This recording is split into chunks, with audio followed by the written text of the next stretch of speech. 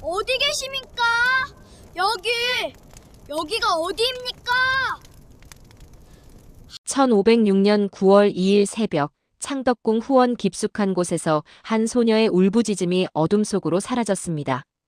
그날 밤 궁궐은 피로 물들었습니다. 아버지는 폐위되었고 오빠들은 모두 사약을 받았으며 어머니는 역적의 아내로 낙인 찍혔습니다. 그렇다면 딸들은 어떻게 되었을까요? 기록은 침묵합니다. 증언은 엇갈립니다. 진실은 여전히 어둠 속에 묻혀 있습니다. 여러분, 이것은 단순한 역사 이야기가 아닙니다. 조선 왕조 500년 역사에서 가장 잔혹한 반정이 일어난 그날 밤, 왕의 딸들에게 무슨 일이 벌어졌는지 아무도 모릅니다. 일부는 살아남았다고 합니다. 일부는 그날 밤 사라졌다고 합니다. 하지만 확실한 것은 아무것도 없습니다. 왜일까요? 왜 조선왕조실록은 폐위된 왕의 아들들의 죽음은 상세히 기록하면서 딸들의 운명에 대해서는 단 한 줄도 남기지 않았을까요? 여기에는 충격적인 이유가 있었습니다. 반정 세력은 의도적으로 기록을 남기지 않았습니다. 왜냐하면 그들이 한 일이 조선의 법도에도 어긋나는 일이었기 때문입니다. 조선의 법은 명확했습니다. 역적의 자손이라 해도 16세 미만은 사형을 금하고 여자는 더더욱 죽여서는 안 된다고 규정하고 있었습니다. 하지만 반정 세력은 이 법을 어겼을 가능성이 큽니다. 그렇기에 기록을 남기지 않았던 것입니다. 오늘 우리는 조선 최고의 미스터리, 폐위된 왕 연산군의 딸들에게 일어난 일을 추적해 보려 합니다. 남아있는 희미한 단서들을 하나씩 맞춰가며 그날 밤의 진실에 한 걸음씩 다가가 보겠습니다. 1506년 9월 2일, 그날 밤 궁궐에서 벌어진 일.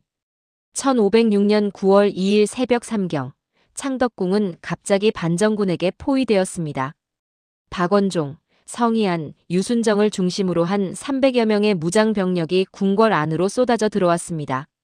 연산군의 최측근 임사홍과 신수군은 그 자리에서 참살당했고 연산군은 황급히 체포되어 강화도 교동으로 유배되었습니다.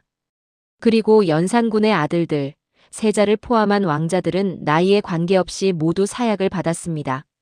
조선의 법도는 16세 미만의 역적 자손은 사형을 금한다고 명시하고 있었지만 반정 공신들은 이를 무시했습니다. 훗날의 위험을 없애기 위해서였습니다. 중종실록은 이 순간을 이렇게 기록합니다. 연산군의 아들들 중 사약을 받아 사사된 자가 4인이며 이들 외에도 추가로 사사되었을 가능성이 있다. 이 기록이 남겨진 당시의 정치적 배경을 살펴보면 반정 세력의 냉혹한 계산이 드러납니다. 중종 반정은 조선 역사상 최초로 신하들이 주도하여 왕을 폐위시킨 사건이었습니다. 이전의 왕자의 난이나 계유적 난은 왕족이 직접 주도했지만 중종 반정은 순전히 신하들만의 힘으로 이루어졌습니다. 그렇기에 반정 세력은 정당성 확보에 매우 민감했습니다. 연산군의 폭정을 이유로 들었지만 그럼에도 왕을 폐위시키는 것은 유교 질서에서 극단적인 선택이었습니다. 따라서 반정 세력은 연산군의 혈육, 특히 남자 후손들을 철저히 제거해야 했습니다. 훗날 복위 운동이 일어날 가능성을 원천 봉쇄하기 위해서였습니다. 중종은 처음에 조카들을 살리려고 했습니다. 실록에는 중종이 아이들이 아직 어린데 어떻게 죽일 수 있겠는가라며 반대했다는 기록이 남아 있습니다.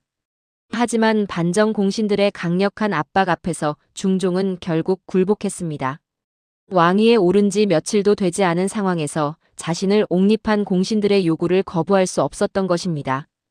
이 장면은 권력의 냉혹함을 여실히 보여줍니다. 오늘날 우리 사회에서도 비슷한 일이 벌어지지 않습니까? 권력을 차지하기 위해 또는 권력을 지키기 위해 사람들은 때때로 원칙을 저버립니다. 법은 있지만 지켜지지 않고 정의는 말해지지만 실현되지 않습니다. 연산군의 아들들은 자신들이 무슨 죄를 지었는지도 모른 채 죽어갔습니다. 그들의 유일한 죄는 폭군의 아들로 태어났다는 것뿐이었습니다. 이것이 오늘 우리에게 주는 교훈은 무엇일까요? 권력의 논리가 인간의 생명보다 우선되어서는 안 된다는 것입니다.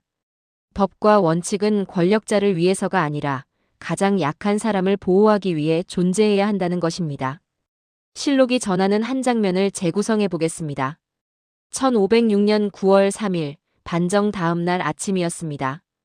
반정 공신들은 데비전에 모여 연산군의 아들들을 어떻게 처리할지 논의했습니다.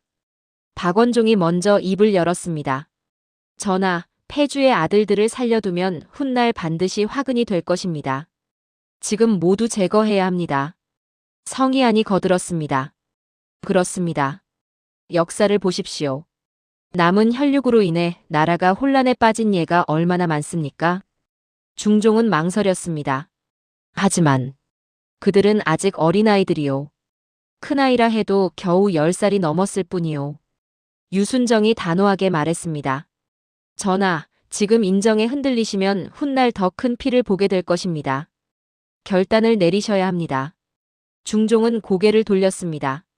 창밖을 바라보며 오랫동안 침묵했습니다.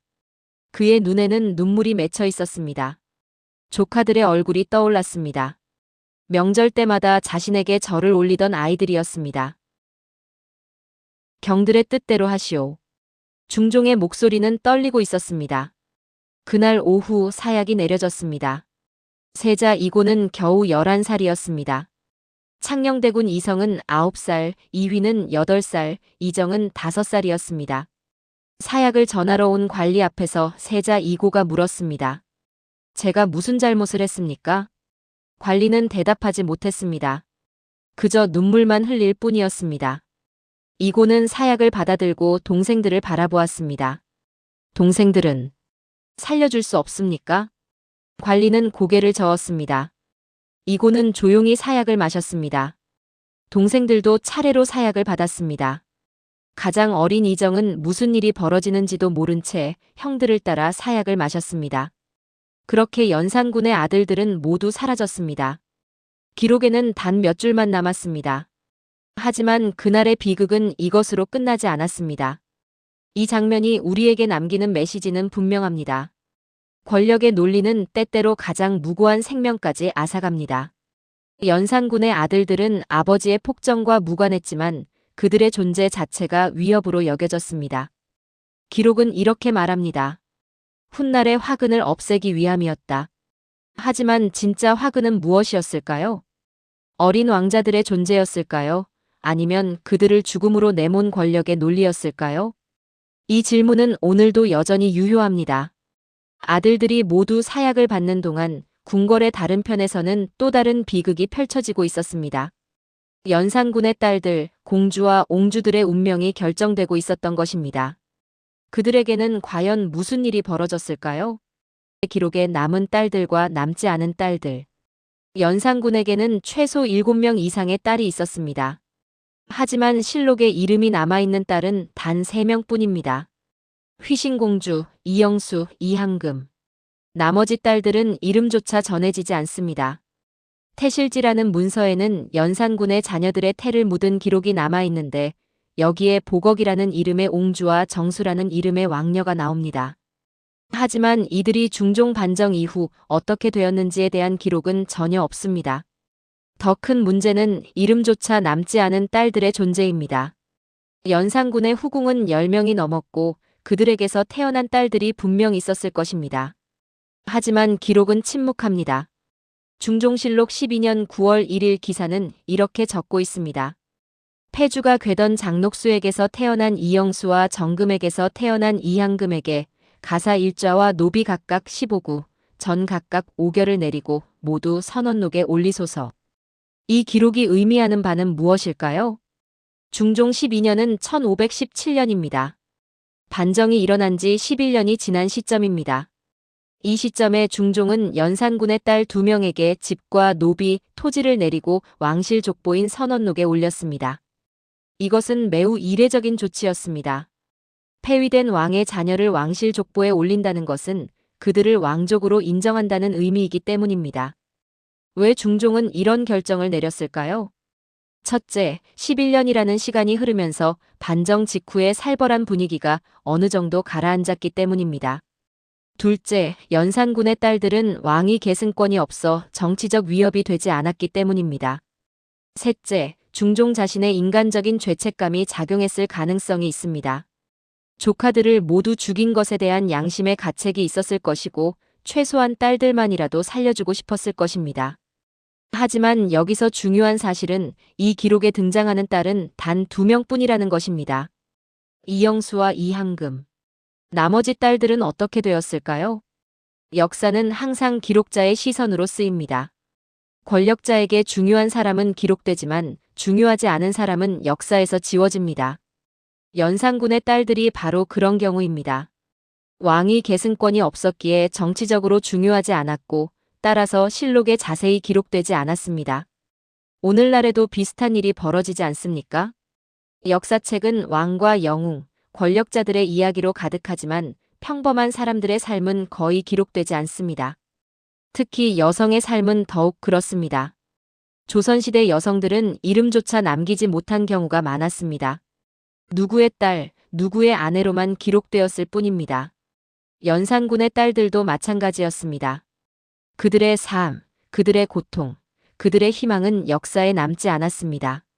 1517년 어느 봄날 한 여인이 조용히 궁궐 문을 두드렸습니다. 그녀는 이영수였습니다. 장녹수의 딸이자 연산군의 딸이었습니다. 당시 그녀의 나이는 15살이었습니다. 중종 반정이 일어났을 때 그녀는 겨우 4살이었습니다. 그날 밤 무슨 일이 있었는지 그녀는 또렷이 기억하지 못했습니다. 다만 어머니 장녹수가 반정군에게 끌려가 처형당했다는 사실만은 알고 있었습니다. 아버지는 강화도로 유배되었고 오빠들은 모두 사약을 받았습니다. 그리고 그녀는 궁 밖으로 쫓겨났습니다. 어디로 가야 할지도 모른 채 4살 아이가 궁 밖으로 내몰렸던 것입니다. 다행히 먼 친척이 그녀를 거두어 주었습니다. 하지만 그 집에서의 생활은 결코 편하지 않았습니다. 역적의 딸이라는 낙인은 어린 그녀를 평생 따라다녔습니다. 사람들은 그녀를 보며 수군거렸습니다. 저 아이가 폭군의 딸이래. 장녹수의 딸이라니 어미를 닮아 요물이 되겠지.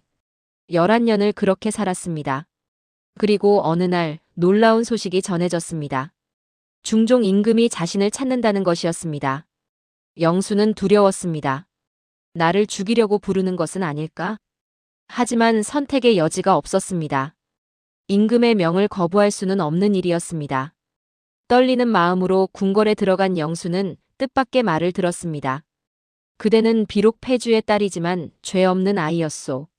짐이 그대에게 집과 노비, 토지를 내리겠소. 중종의 목소리에는 미안함이 담겨 있었습니다. 영수는 눈물을 흘렸습니다. 11년 동안 참아왔던 눈물이었습니다.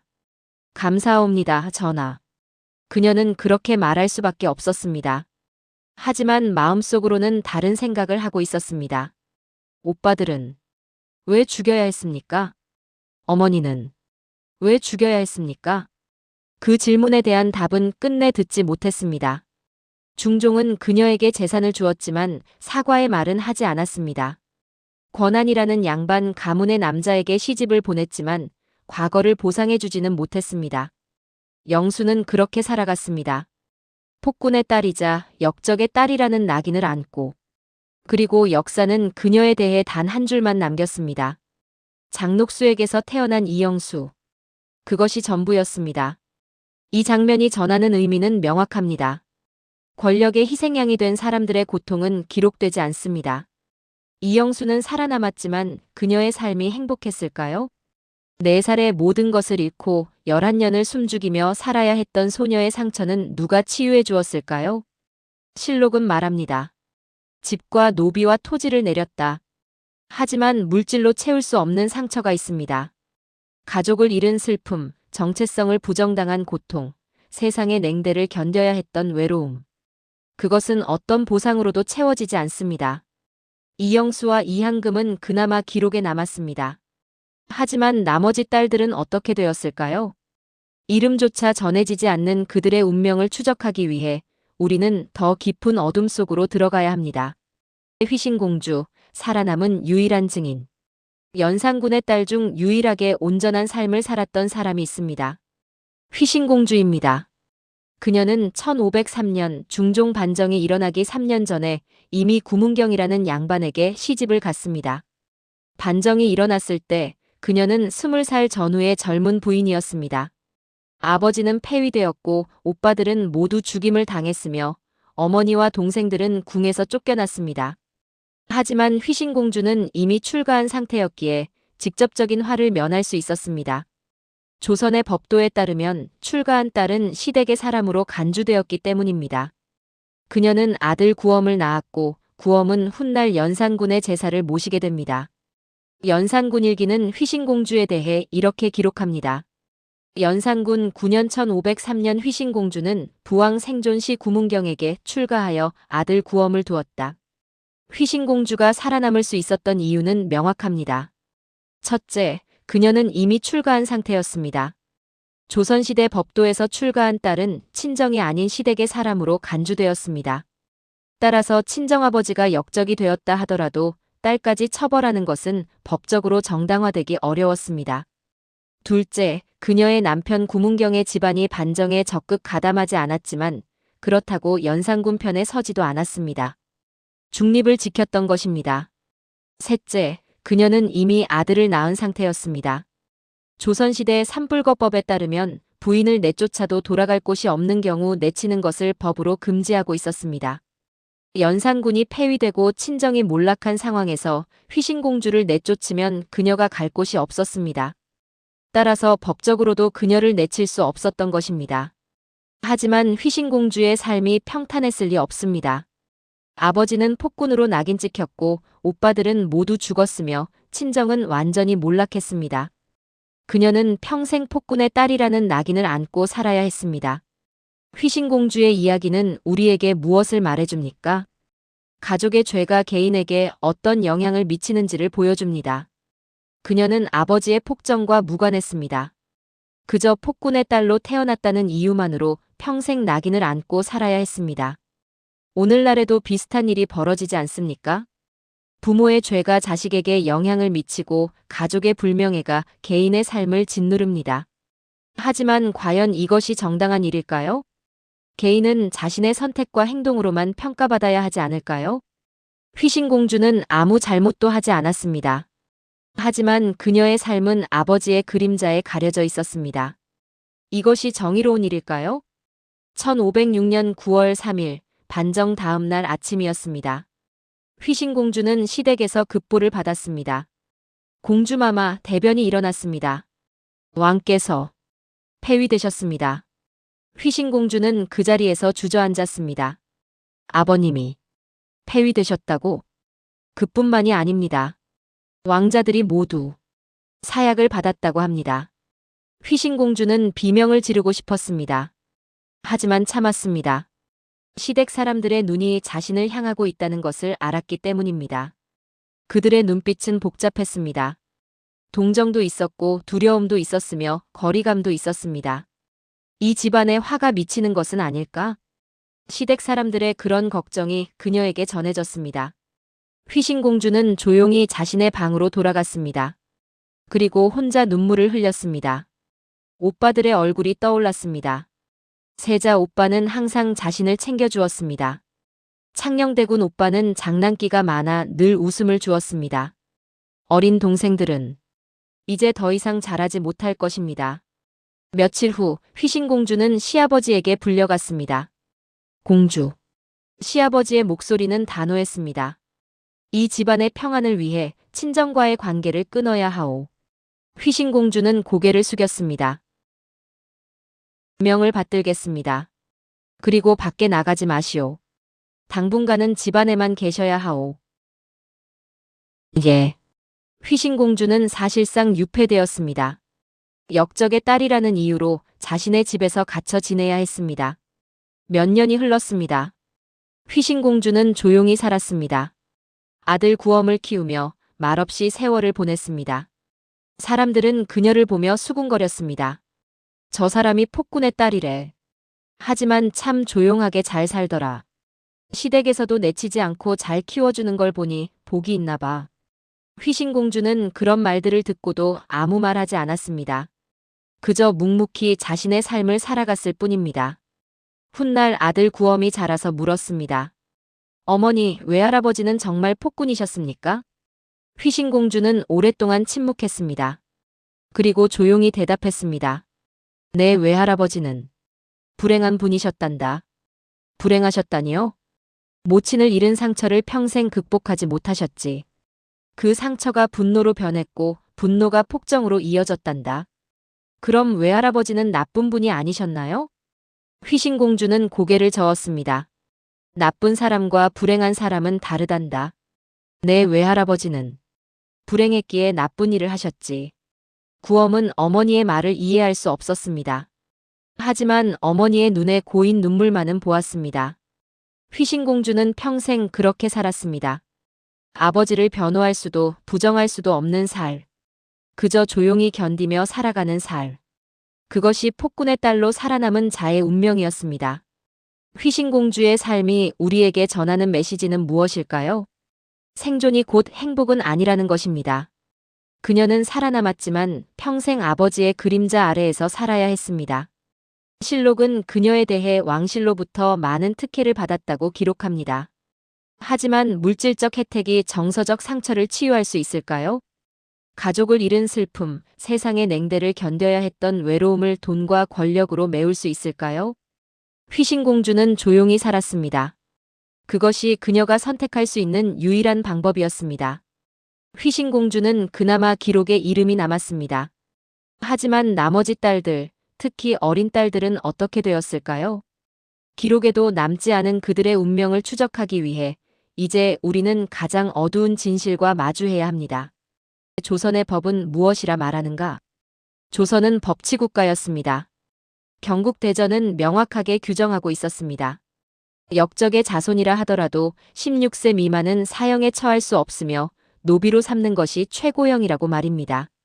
그리고 여자는 더욱 그러했습니다.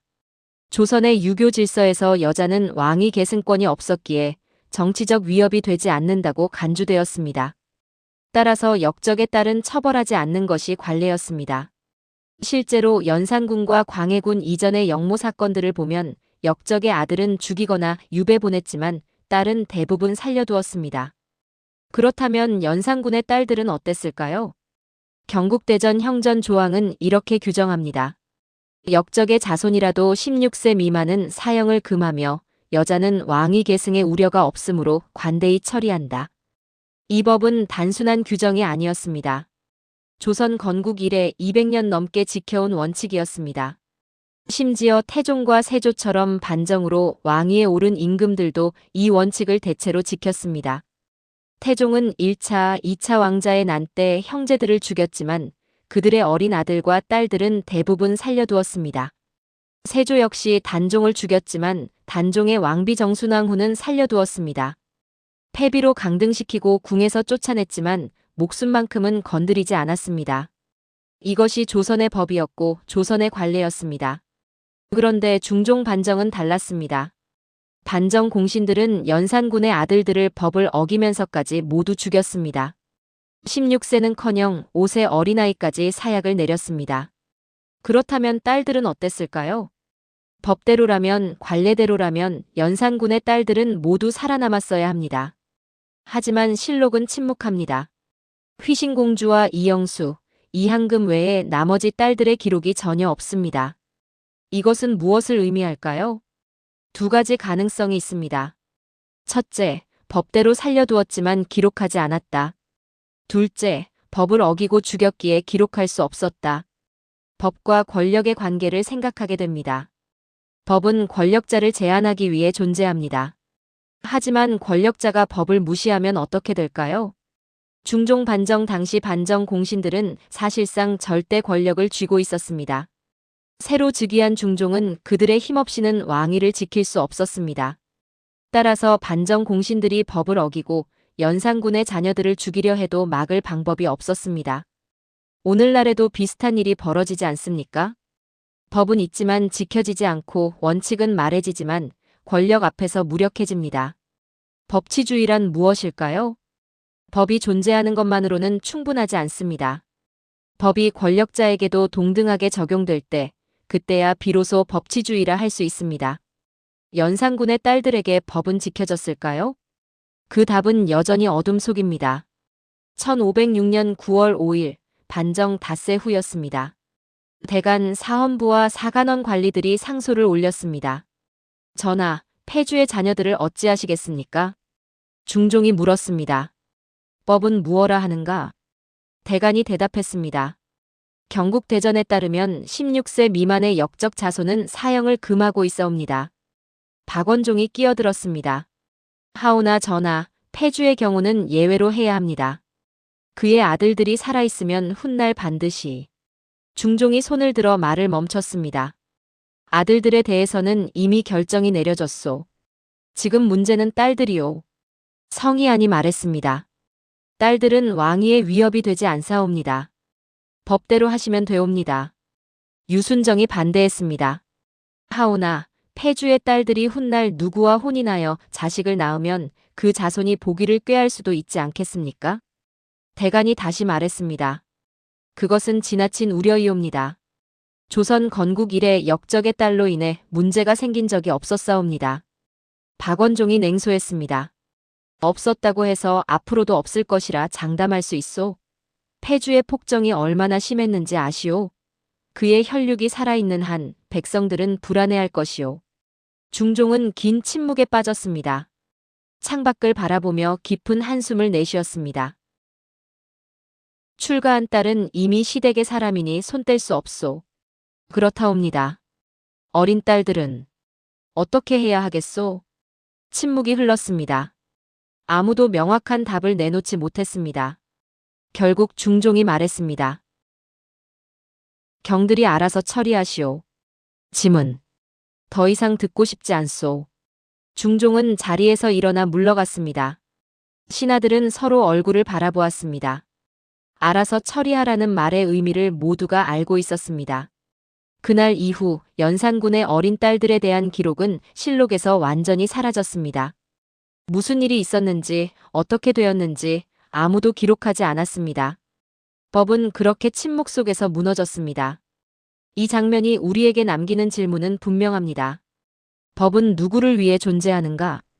조선의 법은 역적의 어린 자녀를 보호한다고 명시했습니다.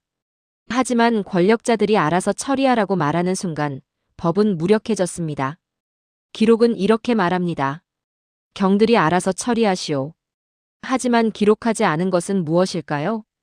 법을 지켰다면 떳떳하게 기록했을 것입니다. 침묵은 무엇을 숨기고 있는 걸까요? 이 질문은 오늘도 여전히 유효합니다. 법의 침묵 뒤에 숨겨진 진실을 찾기 위해 우리는 또 다른 단서를 추적해야 합니다. 바로 태실지라는 문서입니다. 왕자와 왕녀가 태어나면 그 태를 땅에 묻고 기록을 남기는 문서입니다. 여기에 숨겨진 진실이 있습니다. 조선시대에는 왕자와 왕녀가 태어나면 태를 소중히 보관했습니다. 태를 깨끗이 씻어 항아리에 넣고 명당에 묻은 뒤 그 위치와 정보를 기록으로 남겼습니다. 이것이 바로 태실지입니다. 연산군의 자녀들에 대한 태실지도 남아 있습니다. 그리고 이 문서에는 실록에 없는 놀라운 정보가 담겨 있습니다. 실록에 이름조차 나오지 않는 딸들의 존재가 여기 기록되어 있는 것입니다. 보걱이라는 이름의 옹주, 정수라는 이름의 왕녀, 그리고 이름조차 적히지 않은 왕녀라는 표기만 남은 기록들. 이들은 분명히 존재했습니다. 하지만 실록은 그들의 이름을 지웠습니다. 태실지 기록은 이렇게 전합니다. 홍치 12년 1499년 기미에 태어난 옹주 보걱의 태를 홍치 12년 기미 5월 9일 삼척군 삼척면에 묻다. 이 기록이 의미하는 바는 중대합니다. 보걱이라는 이름의 옹주가 1499년에 태어났다는 것입니다. 중종 반정이 일어난 1506년 당시 그녀는 겨우 7세였습니다. 7세 어린아이입니다. 법적으로 절대 사형에 처할 수 없는 나이입니다. 그런데 실록 어디에도 그녀의 이름이 나오지 않습니다. 중종 12년 1517년 이영수와 이항금에게 재산을 내렸다는 기록은 있지만 보걱에 대한 언급은 전혀 없습니다. 그녀는 어떻게 되었을까요? 세 가지 가능성이 있습니다. 첫째, 반정 이전에 이미 사망했을 가능성. 하지만 태실지에는 사망 기록이 없습니다. 일반적으로 왕족이 어린 나이에 죽으면 태실지에 그 사실을 기록하는 것이 관례였는데 보걱의 경우 그런 기록이 없습니다. 둘째, 반정 후 궁 밖으로 쫓겨나 평민으로 살다가 역사에서 잊혔을 가능성. 이것이 가장 희망적인 시나리오입니다. 셋째, 반정 당시 죽임을 당했지만 기록되지 않았을 가능성. 법을 어긴 일이기에 기록할 수 없었던 것입니다. 어느 것이 진실일까요? 우리는 알 수 없습니다. 하지만 한 가지는 분명합니다. 7세 어린아이의 운명조차 역사에 기록되지 않았다는 사실입니다. 역사는 누가 쓰는가? 권력자가 씁니다. 그렇다면 권력자가 쓰고 싶지 않은 이야기는 어떻게 될까요? 지워집니다. 보걱의 이야기가 그렇습니다. 그녀는 분명히 존재했지만 실록은 그녀를 지웠습니다. 오늘날에도 비슷한 일이 벌어지지 않습니까? 권력자에게 불리한 사실은 보도되지 않고 기록되지 않으며 점차 잊혀져 갑니다. 역사학자들은 이런 빈틈을 찾아내기 위해 노력합니다. 실록 같은 공식 기록뿐 아니라 태실지 같은 부수 기록, 개인 일기, 야사, 묘지명 등 다양한 자료를 교차 검증합니다. 보걱의 존재도 그렇게 밝혀졌습니다. 하지만 그녀의 운명은 여전히 미스터리로 남아 있습니다. 역사의 빈틈은 그렇게 영원히 어둠 속에 묻힐 수도 있습니다. 1929년 일제강점기 어느 날이었습니다. 조선 총독부 항무국 소속 일본인 관리가 강원도 삼척을 조사하고 있었습니다.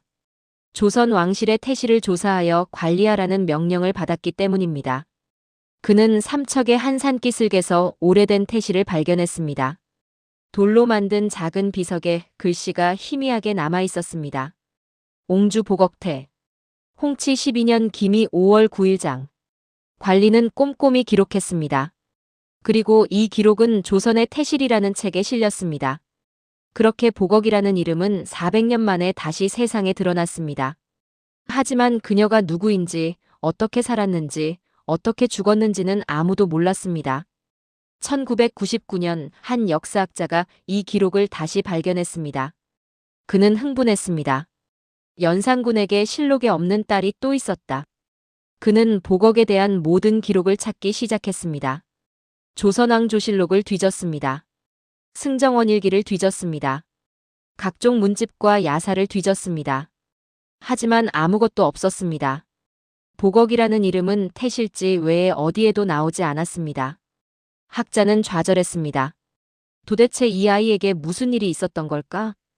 그는 상상해 보았습니다. 1506년 9월 2일 밤 7세의 보걱은 궁궐 어딘가에 있었을 것입니다. 갑자기 병사들이 들이닥쳤을 것입니다. 왕자와 공주들을 모두 모아라. 보걱은 오빠들 손을 잡고 떨었을 것입니다. 오빠, 무슨 일이야? 왜 저 사람들이 우리를? 세자 오빠가 그녀를 안았을 것입니다. 괜찮아. 아무 일도 없을 거야. 하지만 오빠들은 하나씩 끌려갔습니다. 그리고 다시 돌아오지 않았습니다.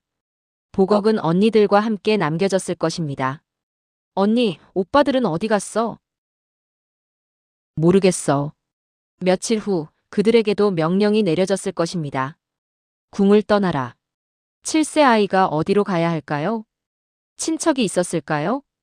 아니면 홀로 거리를 헤맸을까요? 우리는 알 수 없습니다. 역사는 침묵합니다.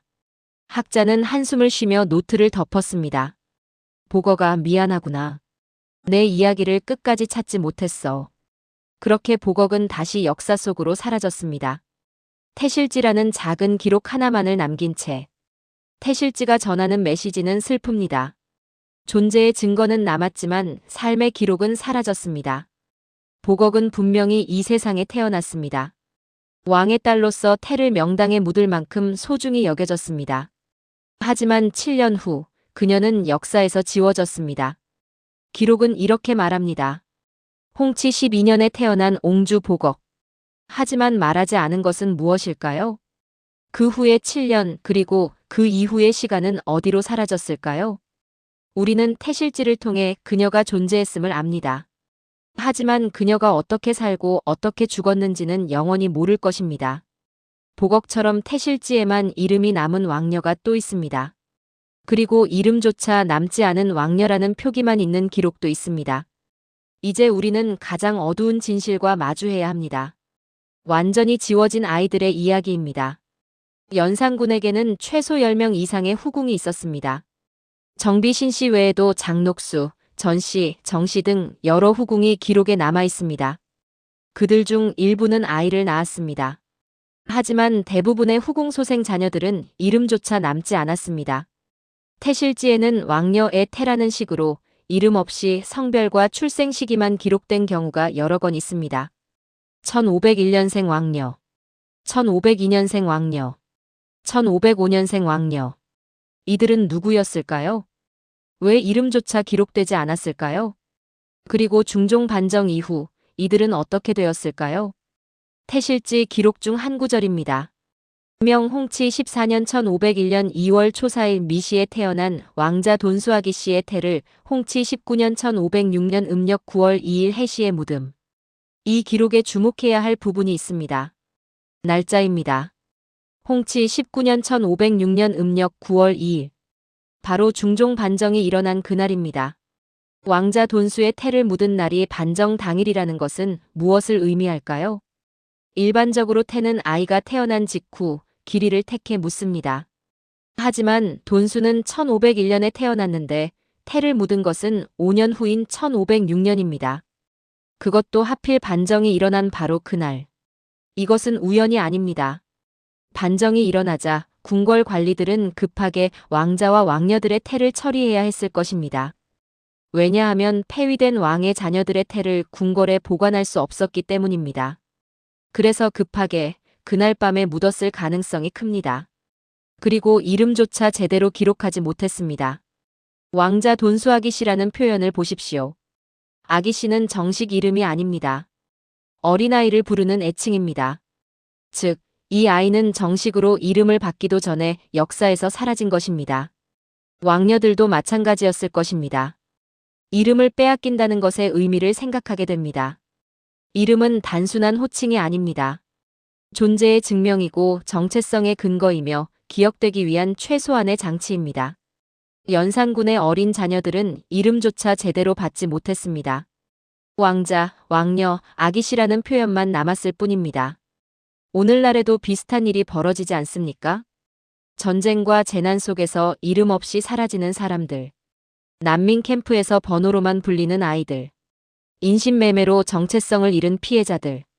그들은 분명히 존재하지만 기록되지 않습니다. 통계의 숫자로만 남을 뿐 이름과 얼굴과 이야기를 가진 개인으로 기억되지 못합니다. 연산군의 왕녀들도 그랬습니다. 역사의 숫자 속에 묻혔을 뿐 한 명 한 명의 삶은 기억되지 못했습니다. 상상해봅니다. 1506년 9월 2일 밤 궁궐 어딘가에서 한 궁녀가 서너 살쯤 되어 보이는 여자아이를 안고 뛰어가고 있습니다. 아이는 졸린 눈으로 물었을 것입니다. 나인 엄마, 어디 가요? 자고 싶어요. 조용히 해. 지금은 자면 안 돼. 궁녀는 아이를 더 꽉 안았습니다. 밖에서 병사들의 고함 소리가 들렸습니다. 왕자와 공주를 찾아라. 후궁의 소생도 빠짐없이. 궁녀는 어두운 골목으로 몸을 숨겼습니다. 심장이 터질 듯 뛰었습니다.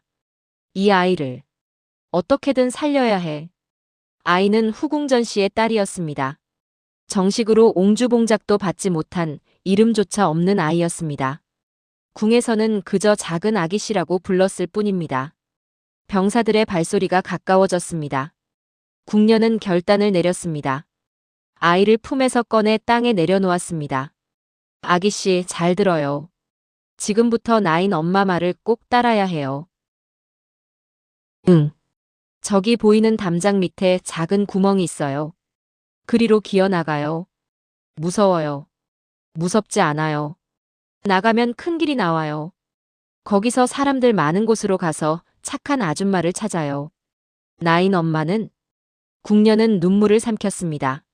나인 엄마는 여기 있어야 해요. 아기씨 혼자 가야 해요. 싫어. 나인 엄마도 같이 가요. 안 돼요. 아기씨만 가야 해요. 빨리. 궁녀는 아이를 담장 구멍 쪽으로 밀었습니다. 아이는 울먹이며 구멍으로 기어갔습니다. 작은 몸이 겨우 빠져나갈 수 있는 크기였습니다. 나인 엄마. 가요. 뒤돌아보지 말고. 아이는 울면서 어둠 속으로 사라졌습니다. 궁녀는 그 자리에 주저앉았습니다. 병사들이 다가왔습니다. 거기 누구냐? 궁녀입니다. 왕족을 숨기고 있지 않은가? 아무도 없습니다.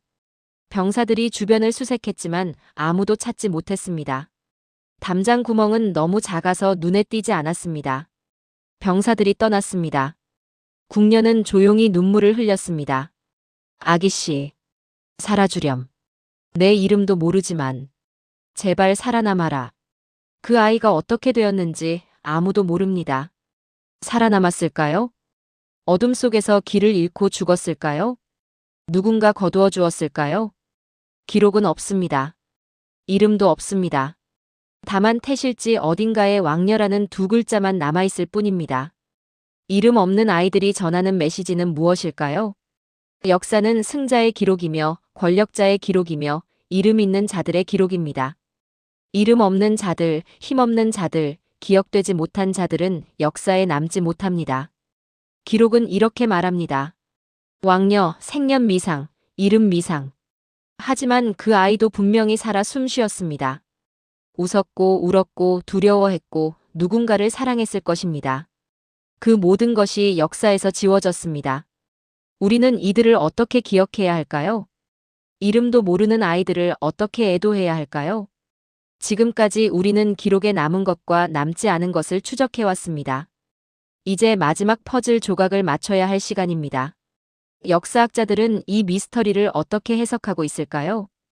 그리고 우리는 이 비극에서 무엇을 배워야 할까요?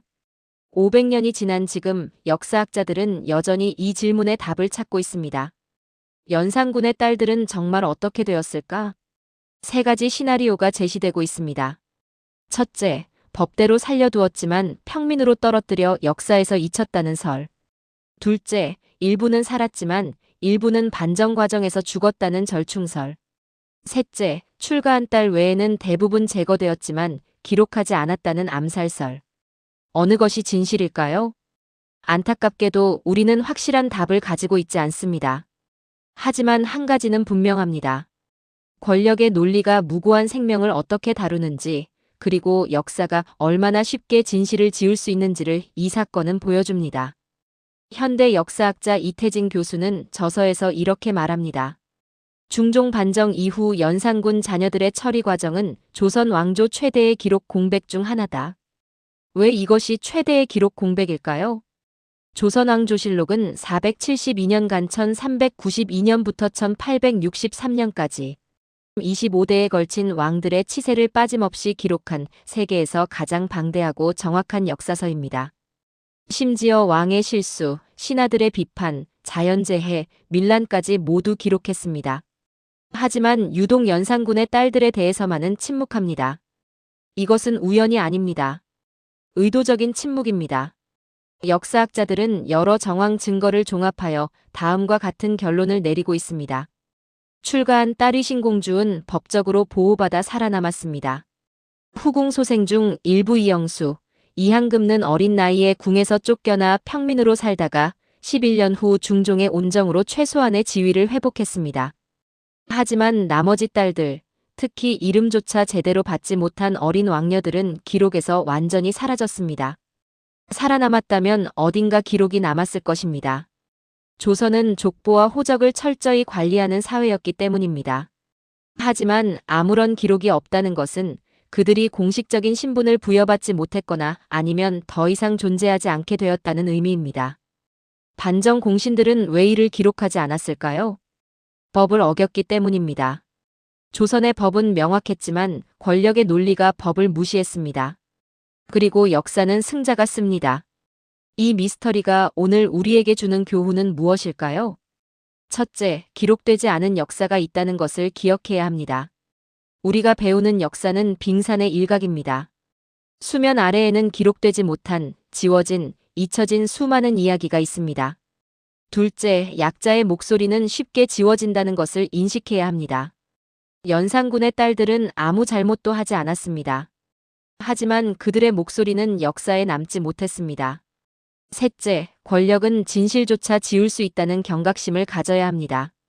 반정 공신들은 단순히 사람을 제거한 것이 아니라 기록까지 제거했습니다. 오늘날에도 비슷한 일이 벌어지지 않습니까? 권력자들은 자신에게 불리한 기록을 삭제하고 증거를 인멸하며 증인을 침묵시킵니다. 역사는 반복됩니다. 우리가 과거에서 배우지 못한다면 2015년 한국 역사학계에 작은 논쟁이 일었습니다. 한 역사학자가 연산군의 딸들에 대한 새로운 해석을 제시했기 때문입니다. 실록의 침묵은 학살의 증거다. 학 회장은 조용했지만 긴장감이 흘렀습니다. 발표자는 계속했습니다. 중종 반정 이후 10년간의 실록을 분석했습니다. 연산군의 아들들에 대해서는 누가, 언제, 어떻게 죽었는지 상세히 기록되어 있습니다. 하지만 딸들은 3명을 제외하고는 완전한 공백입니다. 그것이 학살의 증거라는 근거는 무엇입니까? 다른 학자가 질문했습니다. 침묵 자체가 증거입니다. 조선왕조실록은 사소한 일까지 기록하는 것으로 유명합니다. 심지어 왕이 소화불량으로 고생했다는 기록도 있습니다. 하지만 왕의 딸들이 어떻게 되었는지는 한 줄도 없습니다. 이것은 의도적 은폐입니다. 하지만 증거가 없지 않습니까? 학살을 증명할 만한 직접 증거가 바로 그겁니다. 증거가 없다는 것이 증거입니다. 법을 지켰다면 당당히 기록했을 것입니다. 왕녀들은 법에 따라 평민으로 강등하여 방면했다라고 말입니다. 하지만 그런 기록조차 없습니다. 한 원로 학자가 한숨을 쉬었습니다. 우리는 증명할 수 없는 것을 증명하려 하고 있습니다. 이것은 역사학이 아니라 추측입니다.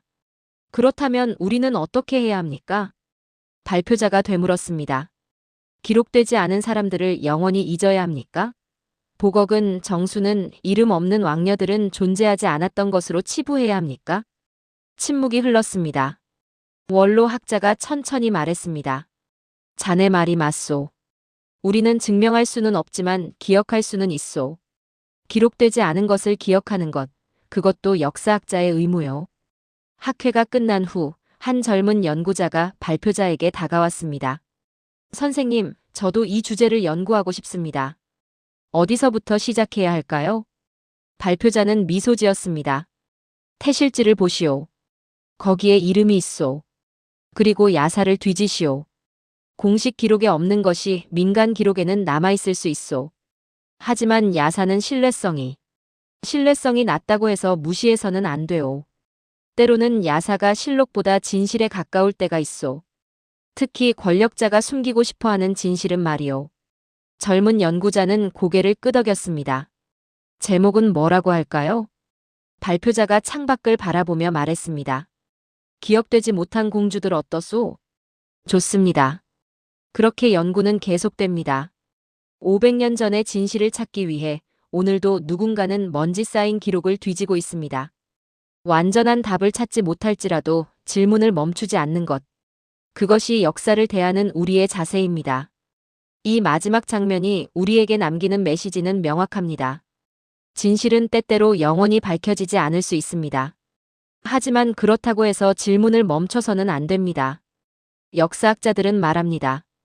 우리는 증명할 수 없지만 기억할 수 있다. 연산군의 딸들이 정확히 어떻게 되었는지 우리는 모릅니다. 하지만 우리는 그들이 존재했다는 것을 압니다. 그들이 고통받았다는 것을 압니다. 그들이 역사에서 부당하게 지워졌다는 것을 압니다. 이것을 기억하는 것만으로도 우리는 그들을 다시 역사 속으로 불러올 수 있습니다. 기록되지 않은 것을 기억하는 것. 그것이 오늘을 사는 우리의 의무입니다. 지금까지 우리는 조선 최고의 미스터리를 함께 추적해왔습니다. 7개의 퍼즐 조각을 맞추며 진실의 한 걸음씩 다가갔습니다. 이제 이 모든 이야기를 하나로 묶어 우리 시대에 전하는 메시지를 정리해 보겠습니다. 우리가 살펴본 7가지 장면은 서로 떨어져 있는 이야기가 아닙니다. 1506년 9월 2일 그날 밤에서 시작하여 기록의 공백을 거쳐 살아남은 자들의 고통으로 이어지고 법의 침묵과 태실지의 증언을 지나 이름 없는 아이들의 사라짐에 이르기까지 이 모든 장면은 하나의 진실을 가리킵니다. 역사는 승자의 기록이며 권력은 진실까지도 지울 수 있다는 냉혹한 현실입니다. 당시 기록들은 이 과정을 단편적으로만 보여줍니다. 중종실록은 연산군의 아들들이 사약을 받았다고 적습니다. 태실지는 옹주 보걱과 왕녀들이 존재했음을 증언합니다. 11년 후의 기록은 이영수와 이항금에게 재산을 내렸다고 전합니다. 하지만 이 단편들을 연결하면 전체 그림이 드러납니다. 반정 공신들은 법을 어기며 연산군의 혈육을 제거하려 했고 일부는 성공했으며 그 과정을 기록하지 않았습니다. 왜냐하면 기록은 죄의 증거가 되기 때문입니다. 이 이야기는 단지 500년 전 조선의 비극이 아닙니다. 권력과 정의, 기록과 망각, 법과 현실 사이의 영원한 긴장을 보여주는 보편적 이야기입니다. 오늘날 우리 사회에서도 같은 일이 반복됩니다. 권력자는 불리한 기록을 지우고 약자의 목소리는 묻히며 진실은 침묵 속에 갇힙니다. 하지만 우리는 이 7가지 장면을 통해 배웁니다. 기록되지 않은 것도 존재했다는 것을. 침묵도 하나의 증언이 될 수 있다는 것을. 완전히 지워진 듯 보이는 진실도 흔적은 남는다는 것을. 연산군의 딸들은 대부분 이름도 없이 역사에서 사라졌습니다. 하지만 우리는 오늘 그들을 기억합니다. 태실지 한 귀퉁이에 남은 옹주보걱이라는 세 글자를 통해, 실록의 침묵이 증언하는 은폐의 흔적을 통해, 그리고 권력이 아무리 강해도 완전히 지울 수 없는 인간 존재의 흔적을 통해. 이것이 우리가 이 7장면에서 배워야 할 핵심입니다. 역사는 기록되지 않은 것을 기억하는 사람들에 의해 완성됩니다. 진실은 숨겨질 수 있지만 질문하는 사람이 있는 한 영원히 묻히지 않습니다. 그리고 가장 중요한 것은 우리가 과거의 불의를 기억할 때 현재의 불의를 막을 힘을 얻는다는 것입니다. 여러분, 긴 여정이었습니다. 우리는 함께 조선 최고의 미스터리를 추적하며 7개의 중요한 진실과 마주했습니다. 첫째, 1506년 9월 2일 그날 밤 궁궐에서는 법을 어기는 학살이 자행되었습니다. 16세 미만 어린아이들까지 사약을 받았고 연산군의 혈육은 철저히 제거되었습니다.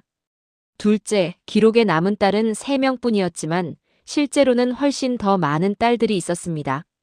휘신공주, 이영수, 이항금 외에 나머지는 역사에서 지워졌습니다. 셋째, 출가한 휘신공주는 살아남았지만 평생 폭군의 딸이라는 낙인을 안고 살아야 했습니다. 생존이 곧 행복은 아니었습니다.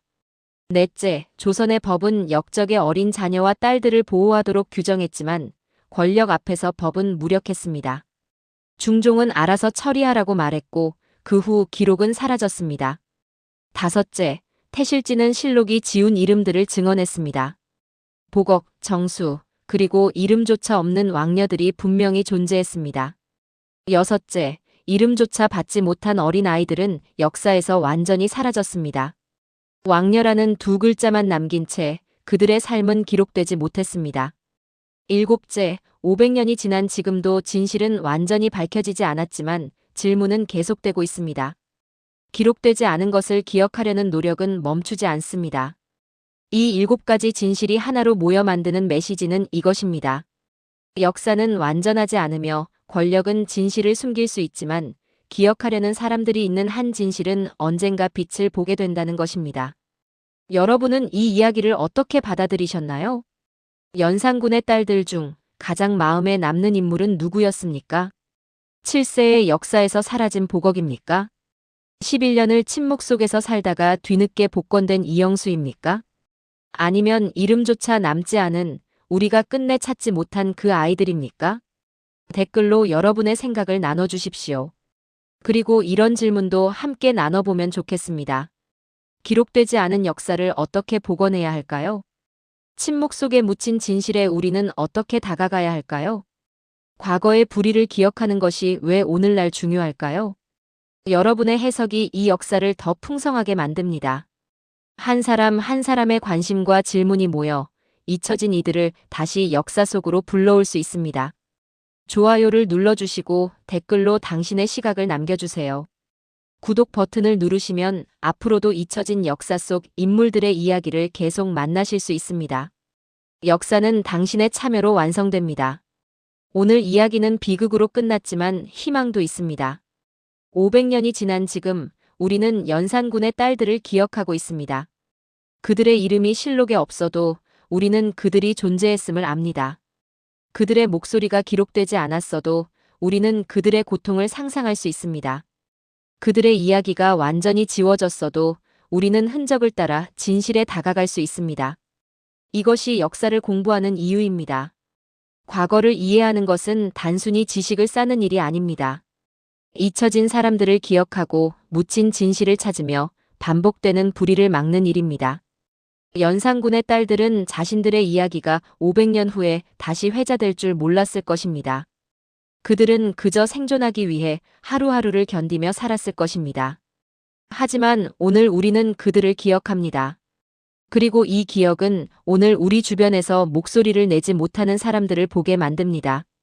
기록되지 못하는 사람들, 역사에서 지워지는 사람들, 침묵 속에 묻히는 진실들.